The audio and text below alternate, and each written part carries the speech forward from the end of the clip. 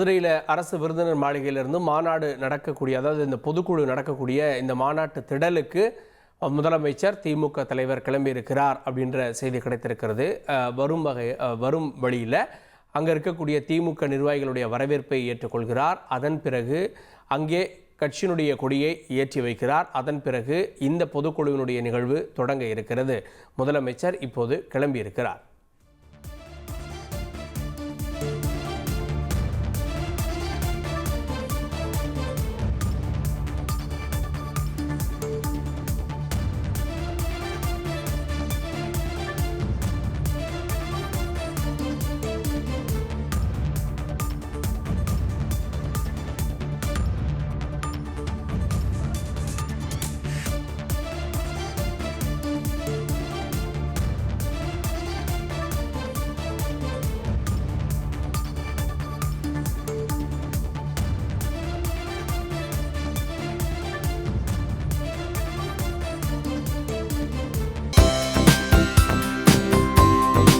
தந்தி டிவியை உங்கள் cable TV ஆபரேட்டரிடம் இலவசமாக கேட்டு பெறுங்கள்.